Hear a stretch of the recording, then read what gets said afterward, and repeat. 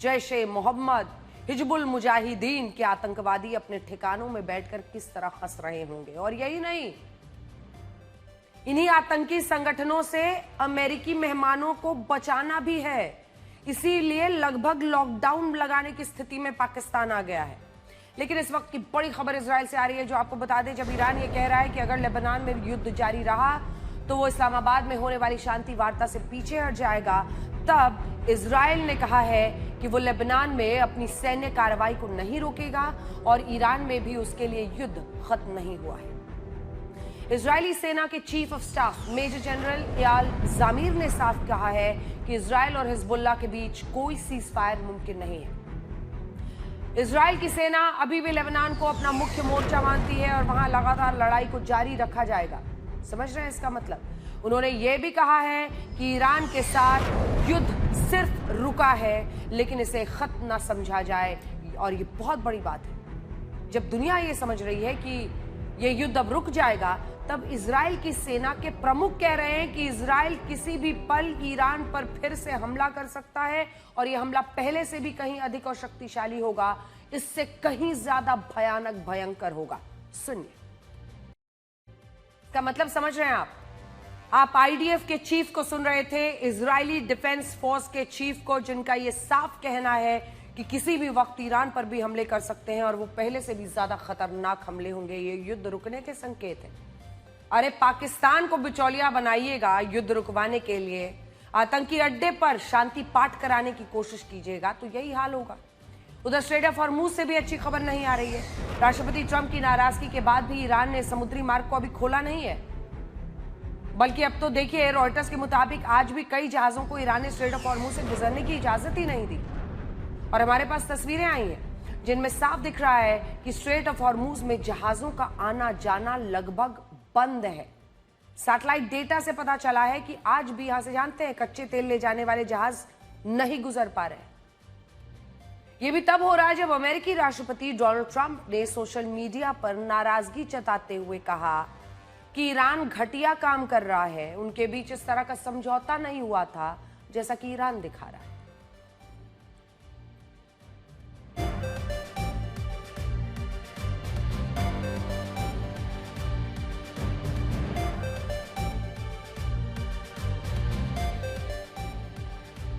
तो सब कुछ जहां पर जो है वहीं पर है। रैब से कुछ देर पहले ईरान की संसद के स्पीकर मोहम्मद बाकर गालिबाफ की नई धमकी आई है और माना यही जा रहा था कि गालिबाफ ही जो स्पीकर हैं वही जा सकते हैं इस्लामाबाद बात करने के लिए। उन्होंने कहा कि इस्लामाबाद में शांति वार्ता शुरू होने से पहले ईरान की 2 मांगे पूरी करना जरूरी है। पहली मांग है लेबनान में युद्ध विराम। अब समझ रहे हैं आप कैसा खेल चल रहा है। दूसरी मांग है ईरान की जब्त की गई संपत्तियों को मुक्त किया जाए। अब अगर ये मांगे पूरी नहीं होती है तो ईरान इस्लामाबाद की शांति वार्ता से पीछे हट सकता है। अब समझ गए आप पूरा खेल। इजराइल रुकेगा नहीं, इजराइल थमेगा नहीं, इजराइल लेबनान पर हमले रोकेगा नहीं। तो पहली शर्त पूरी नहीं हुई तो क्या ईरान जाएगा इस्लामाबाद? इस पोस्ट को अगर सही माने तो नहीं जाएगा। दूसरी तरफ वो चाहते हैं कि जो संपत्ति है उनकी वापस की, इसकी भी कोई सूरत बनती नहीं दिख रही। ईरान ने भी अब अमेरिका को अल्टीमेटम दे दिया है उल्टा, कि अगर उसे सीज फायर जारी रखना है तो पहले वो उसकी इन 2 शर्तों को पूरा करे। युद्ध विराम की स्थिति लगभग नामुमकिन सी दिखाई दे रही है। इस युद्ध में जिन सवालों के जवाब अब तक नहीं मिले हैं, उनमें एक बड़ा सवाल है ईरान के पूर्व सुप्रीम लीडर अयतुल्ला खामेनी को लेकर। सवाल यही है कि अगर 28 फरवरी को अयतुल्ला अली खामेनी की मौत हो गई थी तो उनके शव को आज तक किसी ने क्यों नहीं देखा? आज जो हमको आपको बताने जा रहे हैं वो आपको भी हैरान कर देगा। उनका जनाजा नहीं निकला तो क्यों? उन्हें सुपुर्दे खाक नहीं किया गया तो क्यों? और अब तक उनकी मौत एक रहस्य जैसी नजर आती है तो क्यों? 28 फरवरी के जिस हमले में अयतुल्ला खामेनी की मौत का दावा किया गया था, उस हमले में ईरान के और भी कई नेता और भी कई कमांडर्स मारे गए थे। पूरी लिस्ट आपने देखी होगी। इन सब का जनाजा निकाला गया था। एक एक करके हम आपको दिखाएंगे।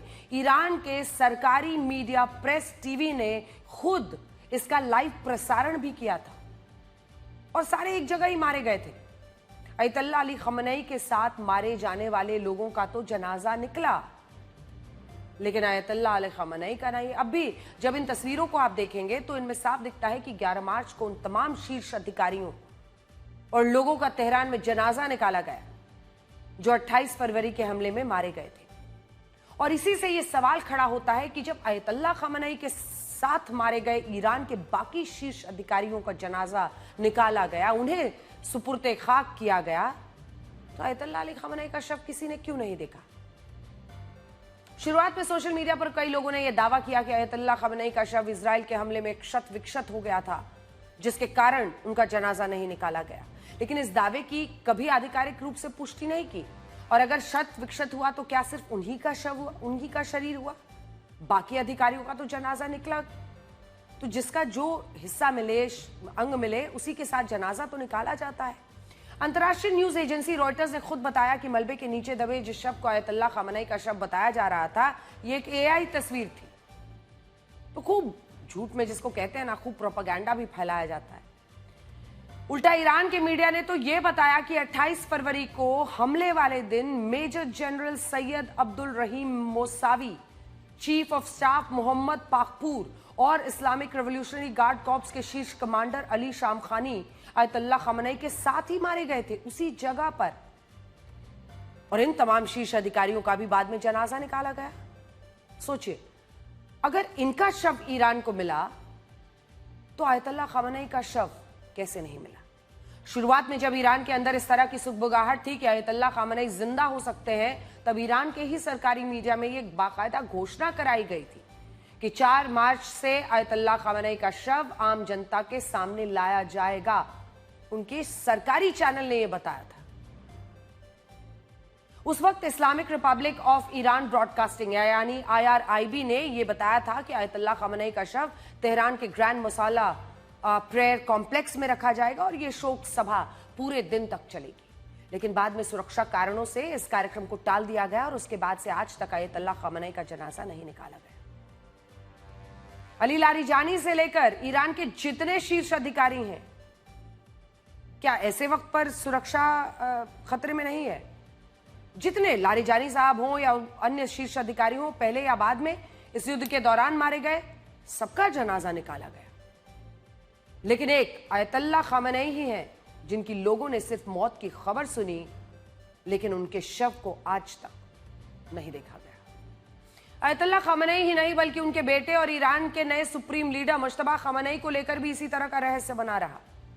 ईरान कहता है कि मुश्तबा खामेनी 28 फरवरी के हमले में जिंदा बच गए थे, लेकिन हकीकत में उन्हें आज तक किसी ने नहीं देखा। अब तक अगर आप देखें तो मुश्तबा खामेनी 3 बार अपना ऑडियो संदेश जारी कर चुके हैं, लेकिन इस ऑडियो में भी उनकी आवाज नहीं थी। सवाल यही उठता है कि अगर मुश्तबा खामेनी जिंदा है तो उनकी आवाज भी आज तक किसी ने क्यों नहीं सुनी? और अगर आयतुल्लाह खामेनी की मौत हो चुकी है, बाकी शीर्ष अधिकारियों की तरह उनका जनाजा क्यों नहीं निकाला गया? क्या इसके पीछे कोई ऐसा राज, ऐसा रहस्य, ऐसी कहानी हो सकती है जिसके बारे में अभी दुनिया सोच ही नहीं रही है? ये बात हम इसलिए भी कह रहे हैं क्योंकि आयतुल्लाह खामेनी की मौत के 40 दिन पूरे होने पर पूरा ईरान शोक में डूबा है।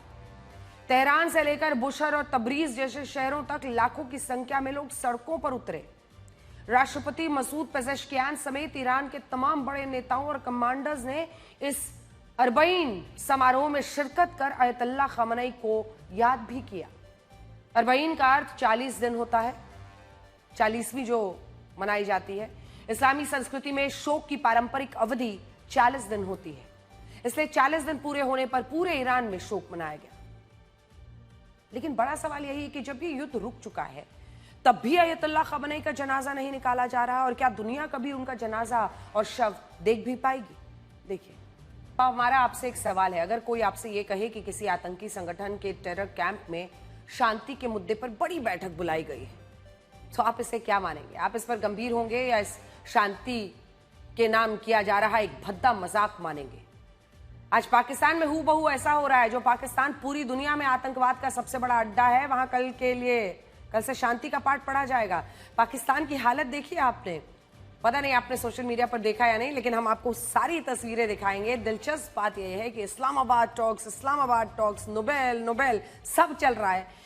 जब अमेरिकी मेहमान आ रहे हैं तो लॉकडाउन की स्थिति लगा दी है वहां पर पाकिस्तान ने। क्यों? क्योंकि लश्कर, जैश, तमाम आतंकी संगठन है, तमाम वहां पर ऐसे लोग हैं जो इस वक्त बड़े नाराज हैं अमेरिका से। कहीं अमेरिका पर अपने ही देश पाकिस्तान में हमला ना हो जाए। सोचिए कैसी किरकिरी होगी। कल सुबह इस्लामाबाद में अमेरिका और ईरान के प्रतिनिधिमंडल के बीच पहली बार सीधी बातचीत होगी। हालांकि अभी यह साफ नहीं है कि इन दोनों देशों के प्रतिनिधि एक ही कमरे में बैठकर बातचीत करेंगे या उन्हें अलग अलग कमरों में बिठाया जाएगा। पाकिस्तान यहाँ पे बात करेगा, फिर वहां जाएगा, कुछ जोड़ के बताएगा, कुछ घटा के बताएगा, फिर वहां से आके यहाँ बताएगा।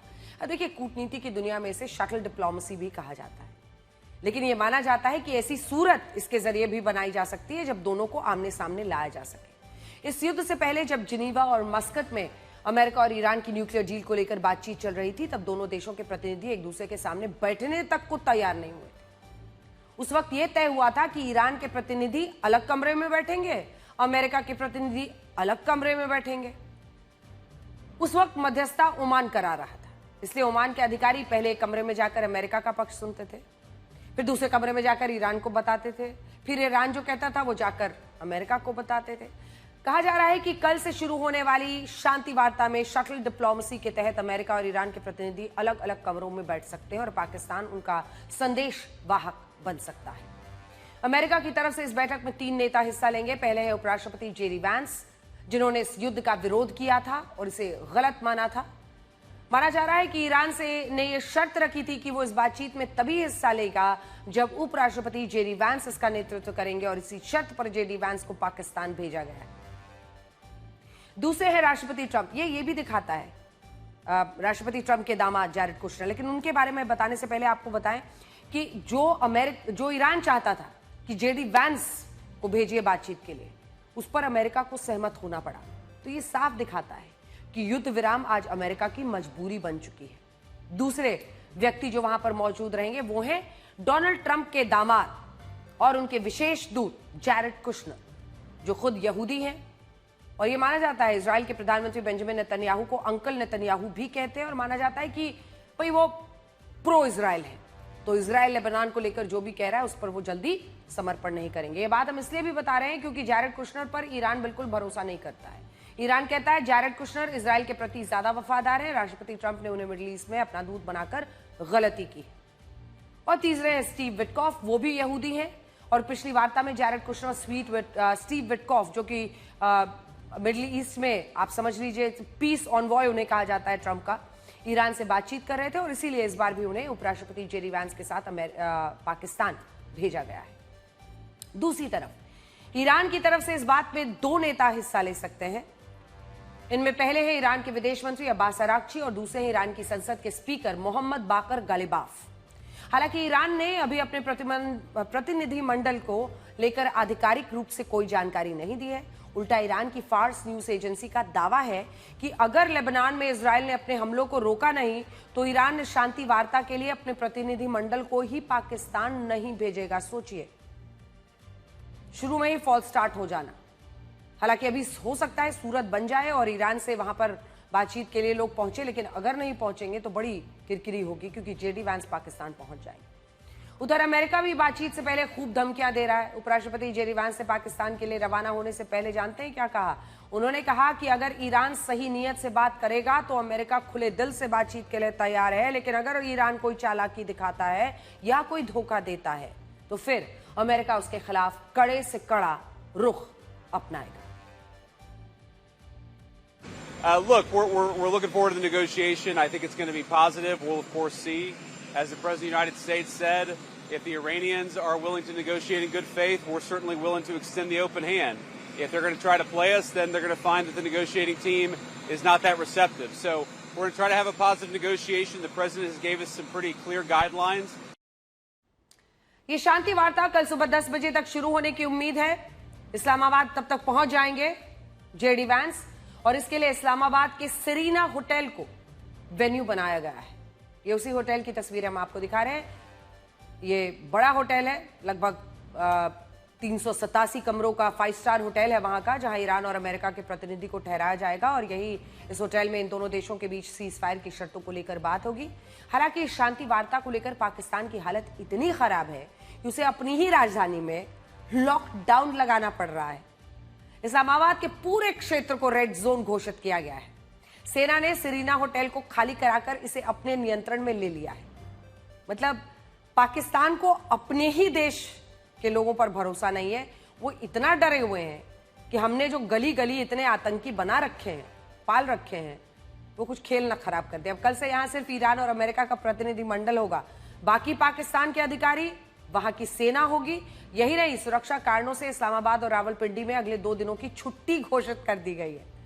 आप सोचिए, पूरे शहर को हाई अलर्ट पर रखा गया है। 10,000 से ज्यादा पुलिस सुरक्षा बल, सेना के जवान तैनात किए गए। 1000 ट्रैफिक पुलिसकर्मी तैनात हैं। कड़ी सुरक्षा के लिए नेशनल हाईवेज, मोटरवे पुलिस को सड़कों पर मौजूद रहने के लिए कहा गया है। इसके अलावा इस्लामाबाद में सुरक्षा के कई घेरे बनाए गए हैं। रेड जोन और हाई सिक्योरिटी एरिया की निगरानी पाकिस्तान की सेना कर रही है। अलग अलग गली और चौराहों पर पाकिस्तानी रेंजर्स के जवानों को खड़ा किया गया है और बाकी इलाकों में पुलिस की तैनाती। ऐसा लग रहा है कि इस्लामाबाद में कोई शांति वार्ता नहीं, बल्कि वहां कोई हमला होने वाला है, कोई युद्ध छिड़ने वाला है। देखिए तस्वीरें। कई लोग तो कह रहे हैं अच्छा हुआ ये शांति वार्ता पाकिस्तान में हो रही है, क्योंकि इससे कम से कम दुनिया को ये तो पता चल रहा है कि पाकिस्तान कितना असुरक्षित देश है। वहां एक बैठक के लिए पूरे शहर में लॉकडाउन लगाना पड़ा है। जो पाकिस्तान शांति वार्ता का सेहरा अपने सिर पर बांध रहा है, उसकी ग्लोबल पीस इंडेक्स में रैंकिंग 144 है, देश 163। पाकिस्तान को दुनिया के सबसे असुरक्षित देशों में गिना जाता है। साल 2026 के ग्लोबल टेररिज्म इंडेक्स में पाकिस्तान पहले स्थान पर है। दुनिया के अलग अलग देशों में जैसे बड़ी बड़ी टेक कंपनीज के हेडक्वार्टर्स और दफ्तर होते हैं, वैसे ही पाकिस्तान में जानते हैं किसके हेडक्वार्टर्स हैं? लश्कर के हेडक्वार्टर, जैश ए मोहम्मद के हेडक्वार्टर, हिजबुल मुजाहिदीन के हेडक्वार्टर, आतंकी संगठनों के टेरर हेडक्वार्टर्स आपको शहर शहर मिलेंगे। और इनके सीईओज यानी इन आतंकी संगठनों के आका भी इसी पाकिस्तान में सेना की सुरक्षा में रहते हैं। पाकिस्तान में हर रोज आतंकी हमलों में औसतन 3 लोगों की मौत होती है, आपस में ही लड़ बैठते हैं। पाकिस्तान में सुरक्षा का हाल ऐसा है कि वहां कई विदेशी क्रिकेट खिलाड़ियों ने इस साल पाकिस्तान सुपर लीग में हिस्सा लेने से इनकार कर दिया। ये खिलाड़ी कहने लगे कि हमें मरने का कोई शौक नहीं है जो हम पाकिस्तान जाकर खेलेंगे। आप इस लिस्ट को देखिए जिसमें इंग्लैंड, ऑस्ट्रेलिया से लेकर जिम्बाब्वे के खिलाड़ियों ने भी पाकिस्तान में खेलने से मना कर दिया और ये कहा कि वो पाकिस्तान जाने का जोखिम उठा ही नहीं सकते। और ऐसा नहीं है कि सिर्फ इन विदेशी खिलाड़ियों को पाकिस्तान जाने से डर लगा है। बराक ओबामा 2 बार अमेरिका के राष्ट्रपति बने, लेकिन सुरक्षा कारणों से उन्होंने कभी पाकिस्तान का दौरा नहीं किया। साल 2011 में जब लादेन पाकिस्तान में मिला, तब तो पाकिस्तान को अमेरिका ने खतरनाक देशों की सूची में डाल दिया था। इसके बाद राष्ट्रपति ट्रंप भी सुरक्षा कारणों से अपने पहले कार्यकाल में पाकिस्तान नहीं गए। इसके बाद जो बाइडेन भी भारत आए, लेकिन खतरे को देखते हुए पाकिस्तान से दूरी बना ली। और तो और FATF में अगर आप आतंकियों की लिस्ट देखेंगे तो उसमें आधे से ज्यादा आतंकी इसी पाकिस्तान के हैं। अमेरिका तो छोड़िए, चाइना के राष्ट्रपति शी जिनपिंग ने भी सितंबर 2014 में सुरक्षा कारणों से पाकिस्तान का दौरा रद्द कर दिया था। 4 साल पहले साल 2022 में सऊदी अरब के क्राउन प्रिंस मोहम्मद बिन सलमान को भी पाकिस्तान जाने में इतना खतरा लगा कि उन्होंने बिना वक्त गवाए यह ऐलान कर दिया था कि वो पाकिस्तान तो नहीं जाएंगे। और इस बार भी अमेरिका और ईरान का प्रतिनिधिमंडल इस्लामाबाद आ तो रहा है, लेकिन उनका दिल बड़ी तेजी से धड़क रहा होगा। आप पिछले महीने की इन तस्वीरों को याद कीजिए जब ईरान युद्ध के खिलाफ पाकिस्तान में अमेरिका के खिलाफ खूनी प्रदर्शन हुए थे। अमेरिका के खिलाफ, इजराइल के खिलाफ। उस वक्त ये कॉन्सुलेट है, अमेरिकी कॉन्सुलेट इन कराची। उस वक्त कराची में अमेरिकी कॉन्सुलेट में हिंसक भीड़ ने आगजनी की, तोड़फोड़ कर दी थी, आग लगा दी थी और पाकिस्तानी पुलिस की फायरिंग में 24 प्रदर्शनकारियों की ऐसे ही आगजनी के बाद मौत हो गई। सोचिए, कुछ दिनों पहले तक पाकिस्तान में अमेरिका के खिलाफ ऐसा गुस्सा था और अब इसी पाकिस्तान में अमेरिका का प्रतिनिधिमंडल बातचीत के लिए आ रहा है। हालांकि ये शांति वार्ता हो तो रही है, लेकिन मैं आपको बड़ी स्क्रीन पर दिखाना चाहती हूं कि अमेरिका और ईरान के बीच भरोसे की कितनी कमी है। आइए आपको दिखाते हैं, क्योंकि इससे आपको समझ में आएगा कि दोनों के बीच में भरोसे की क्या स्थिति है। तो ये शांति वार्ता पाकिस्तान में होने वाली है। पाकिस्तान में ईरान के राजदूत का नाम है रेजा अमीरी मोहदम। ये पाकिस्तान में ईरान के राजदूत हैं। हो सकता है कि कल वो इस शांति वार्ता में भी मौजूद रहे, लेकिन क्या आपको पता है कि पाकिस्तान में ईरान के राजदूत को आज भी अमेरिका के FBI लिस्ट में मोस्ट वांटेड लिस्ट में शामिल किया गया है। उन्हें FBI एजेंट की मौत के लिए जिम्मेदार बताया है और अब उन्हीं के साथ अमेरिका कल ये शांति वार्ता पाकिस्तान में करने वाला है। अमेरिका बार बार कहता है कि अगर ईरान परमाणु हथियार बनाने के करीब नहीं होता तो इस युद्ध की उसे कोई जरूरत नहीं पड़ती। कहता है ना, अब भी इस्लामाबाद में बैठक होने वाली है। उसका सबसे बड़ा मुद्दा यही है कि ईरान के परमाणु कार्यक्रम का क्या होगा। लेकिन आज हम आपको ये बताना चाहते हैं कि अमेरिका पाकिस्तान में जाकर जिस बीमारी का इलाज ढूंढ रहा है, वो बीमारी इसी पाकिस्तान ने खुद फैलाई है। अगर पाकिस्तान ना होता तो ईरान कभी अपना परमाणु कार्यक्रम शुरू ही नहीं कर पाता, बात यहां तक पहुंचती ही नहीं। तो सुनिए अब, और जब आपसे कोई बहस करे ना, पाकिस्तान की हिमायत करे अपने ही देश में, तो उसको ये बात जरूर बताइएगा। अल जजीरा के मुताबिक 10 मार्च 2005 को पाकिस्तान की तत्कालीन सरकार ने पहली बार यह माना था कि ईरान को उसके परमाणु कार्यक्रम के लिए पाकिस्तान ने ही तकनीक और ब्लूप्रिंट बेचे थे। उन्हें बेचने वाला कोई और नहीं बल्कि अब्दुल कादिर खान, जिन्हें पाकिस्तान के परमाणु कार्यक्रम का जनक माना जाता है। अब्दुल कादिर खान ने उत्तर कोरिया और लिबिया के साथ ईरान को भी परमाणु हथियार बनाने का ब्लूप्रिंट दिया था। न सिर्फ ब्लूप्रिंट दिया, बल्कि पाकिस्तान ने ईरान को 600 से 900 न्यूक्लियर सेंट्रीफ्यूज दिए। ये वही मशीनें होती हैं जो यूरेनियम को एनरिच करती हैं और फिर यूरेनियम को एनरिच करके उससे परमाणु हथियार बनाया जाता है। और यही सेंट्रीफ्यूज देने वाले पाकिस्तान में ये जा रहे हैं बातचीत करने। कई रिसर्च पेपर्स में बताया गया है कि पाकिस्तान से ईरान को जो न्यूक्लियर सेंट्रीफ्यूज मिले, उन्हें ईरान ने खोलकर खुद के सेंट्रीफ्यूज बनाने शुरू कर दिए। यहीं से ईरान ने अपने परमाणु कार्यक्रम की नींव रखी और वो अमेरिका पर दबाव बनाने के लिए यूरेनियम को तय सीमा से ज्यादा एनरिच करने लगा। और जब ईरान ने 60% तक यूरेनियम को एनरिच कर लिया, तब अमेरिका के कान खड़े हुए। ये विवाद युद्ध का कारण बन गया। और अब जब ये सेंट्रीफ्यूज देने वाले पाकिस्तान ने ईरान को ये इनेबल कराया और फिर अमेरिका उस पर भड़का, युद्ध हुआ। अब युद्ध के बाद सब जा रहे हैं पाकिस्तान में हल ढूंढने। यानी आज की तारीख में इससे बड़ा, इससे भद्दा मजाक नहीं हो सकता। कोई नहीं होगा कि जिस पाकिस्तान के कारण यूरेनियम को एनरिच ईरान कर पाया, जिसकी वजह से यह पूरा युद्ध हुआ, उसी युद्ध को रुकवाने के लिए पाकिस्तान को कई लोग हीरो बता रहे हैं। और पाकिस्तान का मीडिया तो कह रहा है कि वाह, हमारी सरकार तो ग्रेट है। असीम मुनीर, शहबाज शरीफ ने झंडे गाड़ दिए। पाकिस्तान की पंजाब असेंबली में तो एक प्रस्ताव पेश हुआ है जिसमें शहबाज शरीफ, प्रधानमंत्री शहबाज शरीफ, जनरल असीम मुनीर, उप प्रधानमंत्री इशाक डार को शांति का नोबेल देने की मांग कर दी गई है। पाकिस्तान में इस लेवल का जश्न मन रहा है जैसे उसने इस युद्ध को रुकवा दिया। दुनिया भर के नेता पाकिस्तान को फोन कर रहे हैं, जबकि हकीकत तो यह है कि पाकिस्तान इस युद्ध का असली जिम्मेदार है। उसी की वजह से आज ईरान की यह नौबत आई। लेकिन बड़ी खबर आ रही है और बड़ी खबर आपको बताते हैं। ब्रेकिंग न्यूज आ गई है। इस्लामाबाद वार्ता से पहले ट्रंप ने ईरान को बड़ी धमकी दी है। ट्रंप ने कहा कि अगर ये वार्ता असफल हुई तो फिर हमारे हथियार लोड हो रहे हैं, हम जहाजों को तैयार कर रहे हैं। अमेरिकी मीडिया को दिए गए इंटरव्यू में डोनाल्ड ट्रंप ने यह कह दिया है कि अमेरिकी युद्धपोतों को सबसे खतरनाक विध्वंसक गोला बारूद से लैस किया जा रहा है।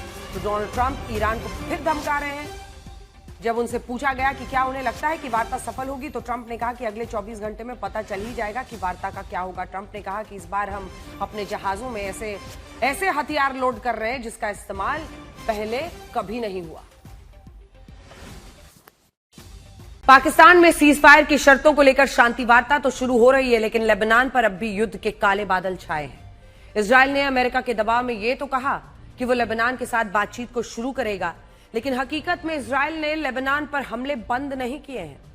आज दक्षिणी लेबनान में आप देखिए, ये तस्वीरें आज की हैं, जहां इजरायली वायुसेना के हवाई हमलों के बाद बड़े पैमाने पर तबाही मची हुई है। लेबनान के सिदोन जिले के ग्रामीण इलाके में इजरायल ने हवाई हमला किया, जिससे कई इमारतें जमींदोज हो गईं और हर तरफ मलबे का ढेर है। इसी तरह का मंजर लेबनान के कफ्र रोमा शहर में दिखा, जहां इजरायल के हमलों में कई इमारतों, वाहनों को भारी नुकसान पहुंचा है। और इजरायल की वायुसेना ने हिजबुल्लाह के ठिकानों पर हमला करते हुए लगभग 10 रॉकेट लॉन्चर्स को नष्ट कर दिया। और आज भी लेबनान में जो दृश्य दिखा, वो यही बता रहा था कि इजरायल वहां रुकने को तैयार नहीं। देखिए, इजरायल के प्रधानमंत्री बेंजामिन नेतन्याहू ने कहा है कि लेबनान में कोई शांति समझौता या युद्ध विराम नहीं हुआ है और लेबनान में इजरायल के हमले जारी रहेंगे। सुनिए। תושבי הצפון היקרים, इजराइल के निवासियों, मुझे आप पर गर्व है। आप लगातार मजबूती से डटे हुए हैं। मैं आपको बताना चाहता हूं कि लेबनान में कोई युद्ध विराम नहीं है। हम पूरी ताकत से हिजबुल्लाह पर हमले जारी रखे हुए हैं और हम तब तक नहीं रुकेंगे जब तक आपकी सुरक्षा बहाल नहीं हो जाती। ईरान में बुराई के खिलाफ हमारी बड़ी सफलताओं से इजराइल की मजबूती बढ़ी है। प्रधानमंत्री बेंजामिन नेतन्याहू कह तो रहे हैं कि लेबनान में युद्ध नहीं रुकेगा, लेकिन पश्चिमी मीडिया दावा कर रहा है कि अगले हफ्ते अमेरिका में इजराइल और लेबनान के बीच बातचीत शुरू हो सकती है। तो सोचिए, लेबनान और इजराइल के बीच में बातचीत अमेरिका में होगी, अमेरिका और ईरान के बीच में बातचीत पाकिस्तान में। खैर, जो भी है, इजराइल बातचीत कर सकता है अगले सप्ताह लेबनान से, और वो भी अमेरिका में। और इसका मुख्य उद्देश्य है कि हिजबुल्लाह को निहत्था करना, एक स्थायी शांति समझौता करना। इस बातचीत की कमान अमेरिका में तैनात दोनों देशों के राजदूत संभालेंगे। एक तरफ लेबनान में युद्ध की लपटें सीज फायर को सुलगा रही हैं, तो दूसरी तरफ खाड़ी देशों में कुछ अजीब ही हो रहा है। कुवैत ने दावा किया है कि सीज फायर के बावजूद अब भी उस पर लगातार हमले हो रहे हैं। इन हमलों में कुवैत के एक ठिकाने को भारी नुकसान पहुंचा है। कुवैत की नेशनल गार्ड के मुताबिक कुछ आत्मघाती ड्रोन्स को उसने हवा में नष्ट किया है। कुवैत के विदेश मंत्री और विदेश मंत्रालय का आरोप है कि ये हमले ईरान की तरफ से किए गए हैं और कुवैत ने इन्हें घटिया और घिनौना करार दिया है। कुवैत का यह कहना है कि जब युद्ध विराम लागू है, आपने खुद ही युद्ध विराम लागू किया है ईरान ने, तो ईरान ने उस पर हमले बंद क्यों नहीं किए हैं? दूसरी तरफ ईरान कह रहा है कि उसने सीज फायर के बाद से किसी भी देश पर कोई हमला नहीं किया है। यह भी अजीब बात है। ईरान के मुताबिक कुवैत के आरोप झूठे हैं। ईरान यहां एक नई थ्योरी भी गढ़ रहा है। ईरान का आरोप है कि इजराइल और अमेरिका इस सीज फायर को तुड़वाने के लिए गोपनीय ढंग से खाड़ी देशों पर हमले कर रहे हैं। यानी इजराइल और अमेरिका खाड़ी देशों पर हमले कर रहे हैं, और इन झूठे हमलों का ठीकरा ईरान के सिर पर फोड़ा जा रहा है ताकि यह साबित किया जा सके कि ईरान ही इस सीज फायर का पालन नहीं कर रहा। सोशल मीडिया पर भले ही युद्ध विराम हो गया, लेकिन जमीनी हकीकत काफी अलग है। जमीनी हकीकत तो यह है कि अब भी खाड़ी देशों में आत्मघाती ड्रोन से इंटरसेप्ट हो रहे हैं। इन हमलों का आरोप ईरान पर लग रहा है। कई विश्लेषक ये भी कह रहे हैं कि इस तरह के हमले अब कभी भी पूरी तरह बंद नहीं होंगे। ईरान ने जिस तरह अमेरिका जैसे देश को सीज फायर करने के लिए मजबूर किया है, उसके बाद ईरान मिडिल ईस्ट के क्षेत्र में खुद को सबसे बड़ी सुपर पावर भी कह रहा है और मान रहा है। सुपर पावर मानेगा तो वो अपने पड़ोसी देशों पर वर्चस्व बनाने की कोशिश करेगा ही, और उन्हें हमेशा दबाव में रखेगा। उन्हें लग रहा है कि अब तो हमने अमेरिका को पछाड़ दिया, युद्ध विराम के लिए मजबूर कर दिया, तो सऊदी और ऐसे देशों की राजशाही को वो क्या ही समझेगा। ईरान पहले भी ऐसा करता था, लेकिन तब उसकी सैन्य क्षमता का परीक्षण नहीं हुआ था। किसी ने नहीं सोचा था कि ईरान युद्ध में अमेरिका इजराइल के सामने एक हफ्ते भी टिक पाएगा, लेकिन ऐसा हुआ। और यही कारण है कि इससे खाड़ी देशों में अब ईरान को लेकर एक असहजता जो है, डिस्कंफर्ट बढ़ रही है। इनमें भी यूएई और सऊदी अरब के सामने सबसे बड़ी चुनौती है, क्योंकि अब तक इन देशों की ईरान पर बढ़त मानी जाती थी और इन देशों को अमेरिका से सुरक्षा की गारंटी मिलती थी। अमेरिका ने बाकायदा अपने अमेरिकन बेसेस वहां आर्मी के बना रखे हैं इन देशों में। लेकिन इस एक युद्ध ने सारे समीकरण, सारे गणित, सारा भरोसा बदल कर रख दिया है। मैं आपको बड़ी स्क्रीन पर भी दिखाती हूं कि इस युद्ध से अमेरिका ने खाड़ी देशों का भरोसा, जो उन पर भरोसा करते थे सुरक्षा के लिए, उसको कैसे खो दिया है। अगर आप मिडिल ईस्ट के इस नक्शे को देखेंगे जो हम आपको इस स्क्रीन पर दिखाने वाले हैं, तो आपको ये समझ में आएगा कि क्या स्थिति है युद्ध से पहले और ईरान के हमलों के बाद। तो देखिए, मिडिल ईस्ट में अमेरिकी जो सैन्य ठिकाने, इन तमाम देशों में आप देखिए कितने ही सैन्य ठिकाने, जूम इन कीजिए, इनको समझ में आएगा। अब देखिए, ये छोटे देश हैं यूएई, तो यहां पर आपको दिख रहा है यूएई हो, बहरीन हो, यहां पर देखिए सऊदी अरब में देखिए कितने सारे अमेरिकी ठिकाने हैं। तो इससे आप अंदाजा लगा सकते हैं कि झंडा जो है ना अमेरिका का, तुर्की से लेकर सीरिया, इराक, सऊदी अरब, बहरीन, कुवैत यहां पर दिखाइए, ये कुवैत है जो छिपा हुआ है झंडे से, ये कुवैत है यहां पर जो आप लिखा हुआ देख रहे हैं ना, यहां पर इसके पीछे झंडे से, ये बहरीन है जो कि छिप गया है, कतर है, यूएई, ओमान, इन सभी जगहों पर अमेरिकी झंडे लहरा रहे हैं। मतलब अमेरिकी सैन्य ठिकाने हैं युद्ध से पहले। अब इधर ही देख लीजिए, अफगानिस्तान में हाल देखिए, अमेरिका ही अमेरिका। पाकिस्तान में देखिए अमेरिकी ठिकाने कितने हैं, जिससे आप अंदाजा लगा सकते हैं तुर्कमेनिस्तान हो या फिर तजाकिस्तान हो, किर्गिस्तान हो, सभी जगहों पर अमेरिकी हमले ये हैं, बेसेस हैं। और क्या है, अमेरिकी बेस के होने का मतलब है कि हम आपको सिक्योरिटी भी देंगे। अगर आप खतरे में पड़ेंगे तो हम आपको सिक्योरिटी भी देंगे। अब आप ईरान के हमलों के बाद की तस्वीर देखिए। अब यहां पर क्या है, जितने उसके यहां पर ठिकाने थे मिडिल ईस्ट के देशों में, ज्यादातर अमेरिकी बेसिस पर हमले हुए हैं। अब इधर Turkmenistan, Uzbekistan, Tajikistan, Afghanistan, Kyrgyzstan और ये पाकिस्तान, ऐसी ही जगहों पर उसका झंडा बचा है। 40 दिन के युद्ध में ईरान ने अमेरिका के लगभग सभी सैन्य ठिकानों को निशाना बनाया और उन्हें इस तरह से साफ कर दिया। यानी पहले मिडिल ईस्ट को ये क्षेत्र का ये पूरा जो क्षेत्र है वो इस तरह का दिखता था जिसमें अमेरिकी झंडे ही झंडे थे। लेकिन अब देखिए क्या है। द न्यूयॉर्क टाइम्स के मुताबिक आज जो स्थिति है वो अब हम आपको बताना चाहते हैं। न्यूयॉर्क टाइम्स के मुताबिक अमेरिका के ज्यादातर सैन्य ठिकाने ईरान के हमलों के कारण निष्क्रिय हो चुके हैं और उसके सैनिकों को होटल में रहकर ऑपरेट करना पड़ रहा है। और इस युद्ध में अमेरिका ने यही चीज खोई है। यूएई, सऊदी अरब, कतर, कुवैत, बहरीन और ओमान ने अमेरिका के साथ पेट्रो डॉलर की डील साइन की है। इसके तहत ये देश सारा कच्चा तेल जो गैस है वो अमेरिकी डॉलर में बेचते थे और बदले में अमेरिका इन देशों को सुरक्षा की गारंटी देता था। और इस गारंटी की कीमत कोई मामूली नहीं थी। ये 6 खाड़ी देश हर साल जानते हैं 654 बिलियन डॉलर यानी 60,72,000 करोड़ रुपए का कच्चा तेल और गैस बेचते थे और इनका भुगतान सिर्फ और सिर्फ डॉलर में होता था। आप ये भी कह सकते हैं कि इन देशों को अमेरिका से सुरक्षा की जो गारंटी मिली हुई थी उसकी कीमत लगभग 61 लाख करोड़ रुपए थी। अब देखिए क्या खेल है। ईरान ने 40 दिनों में इस गारंटी की धज्जियां उड़ा दी हैं और इससे सवाल यही उठता है कि जब अमेरिका इन खाड़ी देशों की रक्षा ही नहीं कर पाया तो ये देश अब अपना कच्चा तेल अमेरिकी डॉलर में क्यों बेचे? दुनिया में आज भी 80% कच्चा तेल डॉलर में बिकता है। 80% कच्चा तेल डॉलर में बिकता है। अमेरिका की दादागिरी देखिए। इनमें 27% हिस्सेदारी अकेले खाड़ी देशों की होती है। अगर खाड़ी देशों ने डॉलर में अपना कच्चा तेल बेचना बंद कर दिया तो दुनिया में लगभग 50% तेल ही डॉलर में बिकेगा। अब अगर ऐसा होता है तो धीरे धीरे डॉलर का दम निकलने लगेगा। अमेरिका की सारी ताकत हवा हो जाएगी। इससे ही डी डॉलराइजेशन कहते हैं, जिससे अमेरिका बहुत डरता है। आपको शायद ये बात पता नहीं होगी कि अमेरिका ने आज तक पूरी दुनिया को अपने प्रतिबंधों से इसलिए डराया क्योंकि उसके पास डॉलर है।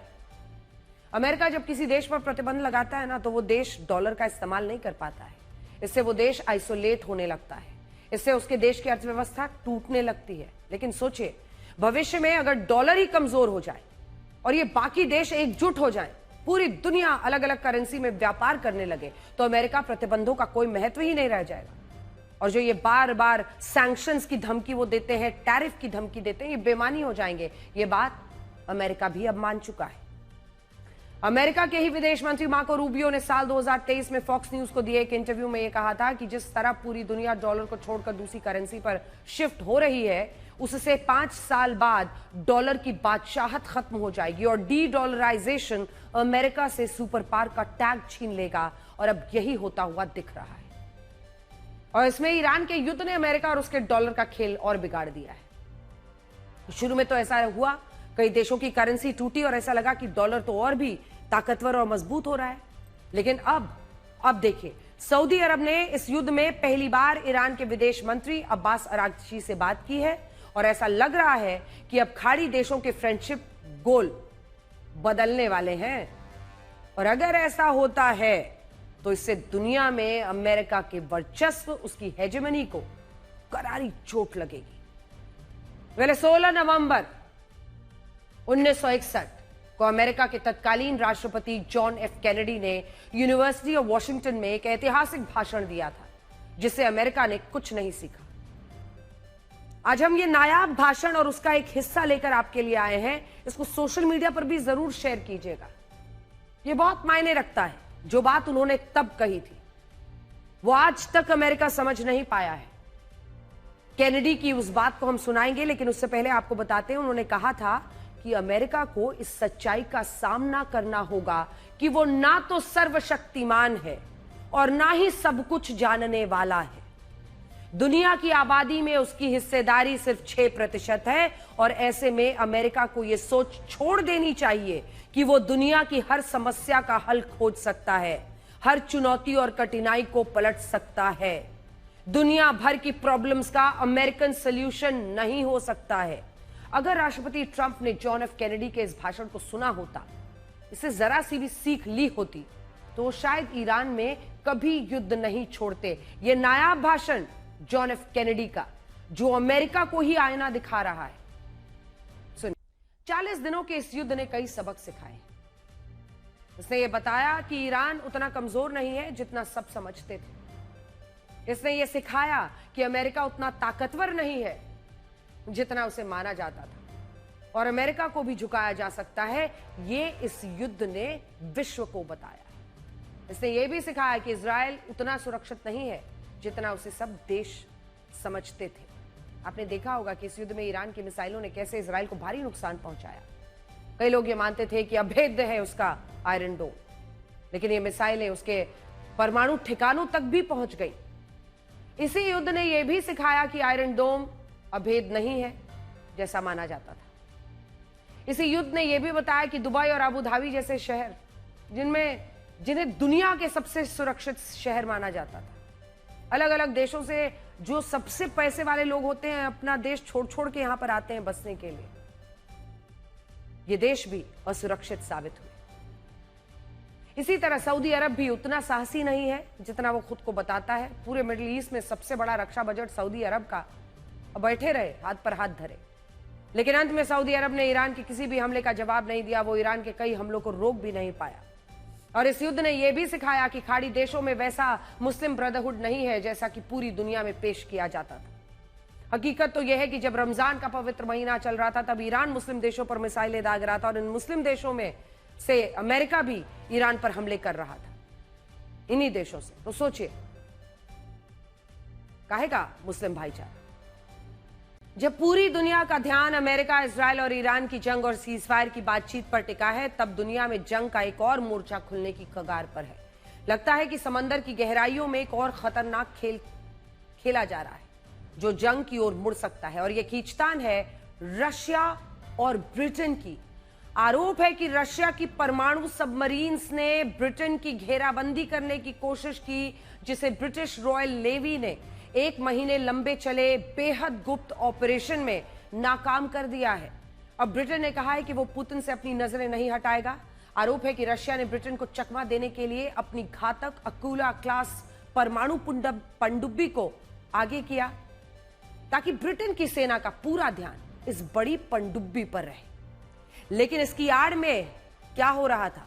आरोप है कि इसकी आड़ में रशिया की GUGI गुगी जासूसी यूनिट की 2 अन्य छोटी पनडुब्बियां समुद्र के नीचे बिछी जो इंटरनेट है और बिजली की केबल्स है उसके पास जासूसी कर रही थी। जब ब्रिटेन को खतरे की आहट हुई तो उसने नॉर्वे के साथ मिलकर एक साझा मोर्चा खोला। ब्रिटेन के घातक HMS सेंट एल्बन्स ने रशिया के सबमरीन्स का पीछा किया। साथ ही हवा से पनडुब्बियों का शिकार करने वाले निगरानी विमान P-8A पोसाइडन को उतार दिया गया। इसके अलावा ब्रिटेन ने समुद्र में सैकड़ों सेंसर्स गिराए ताकि रूसी पनडुब्बियों की हलचल को लाइव ट्रैक किया जा सके।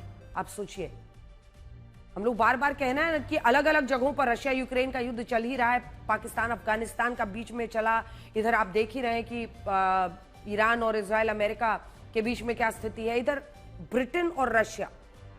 अब ब्रिटेन का आरोप है कि रशिया की नजरें उन अंडर सी केबल्स पर थी जो ब्रिटेन को इंटरनेट और ऊर्जा की सप्लाई करती है। रशिया इन केबल्स को काटकर या उनमें जासूसी उपकरण लगाकर पूरे देश की अर्थव्यवस्था, पूरे देश का बैंकिंग सिस्टम, सबको ठप करने की फिराक में था। एक्सपर्ट्स का मानना है कि रशिया ब्रिटेन को चेतावनी देना चाहता है कि अगर उसने यूक्रेन की मदद बंद नहीं की तो वो ब्रिटेन के लिए मुश्किलें पैदा कर सकता है। फिलहाल यह खतरा टला नहीं है। आने वाले दिनों में ये लुका छिपी आमने सामने वाली एक झड़प में भी बदल सकती है। हालांकि ब्रिटेन में रशिया के दूतावास ने ब्रिटेन के आरोपों को खारिज कर दिया है। रशिया का कहना है कि वो ब्रिटेन के लिए अंडर सी इंफ्रास्ट्रक्चर को कोई खतरा पैदा नहीं करता है, ना ही कोई आक्रामक बयानबाजी करता है। रशिया ने यह भी कहा कि नॉर्थ स्ट्रीम पाइपलाइन को पश्चिमी देश साबोटाज करते हैं, न कि रशिया करता है।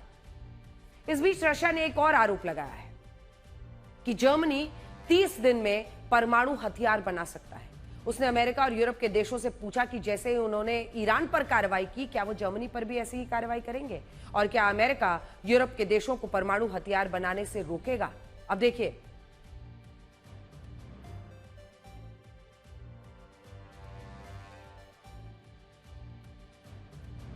इजराइल जंग और सीज फायर की अनिश्चितता का असर सिर्फ स्ट्रेट ऑफ हॉर्मूज तक सीमित नहीं है, बल्कि इसने मध्यम वर्ग की जो रसोई है उसके साथ हर दिन कमाने खाने वालों की रोजी रोटी पर बड़े स्तर पर असर डाला है। इस समस्या का सबसे गहरा, सबसे कड़वा असर अब सड़क किनारे लगने वाली रेडियो, छोटे छोटे जो चाय स्टॉल्स है ना, उन पर दिखने लगा है। इनमें बड़ी संख्या में लोग ऐसे हैं जो घरेलू गैस सिलेंडर का इस्तेमाल ही अपनी छोटी दुकान या फिर चाय की टपरी पर करते रहे हैं। इस वजह से स्ट्रीट फूड की दुकानदारी पर एक खतरा दिख रहा है। दिल्ली, मुंबई, अहमदाबाद, राजकोट, लखनऊ, पटना, सड़कों पर जो आप चाट पकौड़े और चाय की दुकानें देखते थे, जो चाट पकौड़ों और चाय की खुशबू से महकती थी, कई जगहों पर सन्नाटा है। हमारी रिपोर्ट के मुताबिक कई शहरों में बहुत सारे जो स्ट्रीट फूड बिजनेस है ना, उनमें लगभग आधे ठप हो गए, बुरी तरह संघर्ष कर रहे हैं। ऐसे कई छोटे दुकानदार हैं जो हफ्ते में कुछ ही दिन अपनी दुकान लगा पा रहे हैं।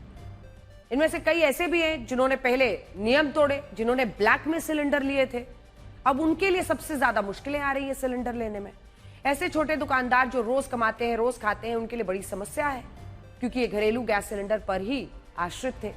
सप्लाई प्रभावित होने की वजह से ये लोग चाय, नाश्ते के दाम बढ़ाने पर मजबूर हैं, जिससे ग्राहकों की संख्या में भी गिरावट आई है। कई शहरों में मजदूर अपने गांव की ओर लौटने लगे हैं, क्योंकि ऐसे सभी लोगों के पास गैस कनेक्शंस नहीं है। शहर में खाना बनाकर खाना महंगा हो रहा है, मुश्किल। इस संकट के बीच एक महत्वपूर्ण पहलू कमर्शियल गैस कनेक्शन का है। अक्सर देखा जाता है कि छोटे चाय वाले, खोमचे वाले घरेलू सिलेंडर का उपयोग चोरी छिपे करते हैं, लेकिन मौजूदा संकट ने यह साफ कर दिया है कि सुरक्षा और निरंतरता, कमर्शियल कनेक्शन ही उसके लिए एकमात्र सही रास्ता है। छोटे दुकानदारों को चाहिए कि वो कानूनी रूप से कमर्शियल कनेक्शंस की ओर बढ़े। मौजूदा संकट जैसी स्थिति में प्रशासन, कंपनियां कमर्शियल सप्लाई को ही प्राथमिकता देती हैं। घरेलू सिलेंडर का व्यावसायिक उपयोग न केवल अवैध है, बल्कि पकड़े जाने पर जुर्माना भी है और कारोबार बंद होने का खतरा भी पैदा होता है। फिलहाल आज चाय की टपरी चलाने वाला या पटरी पर चाट बेचने वाला हर कोई इस जंग की समाप्ति की बस उम्मीद कर रहा है कि सद्बुद्धि आए डोनाल्ड ट्रंप को, बेंजामिन नेतन्याहू को, मुश्तबा खामनई को। उनकी मांग सिर्फ इतनी है कि गैस की कालाबाजारी रुके, कमर्शियल गैस की आपूर्ति हो, ताकि इन छोटे आर्थिक इंजनों का पहिया फिर से तेजी से घूमे।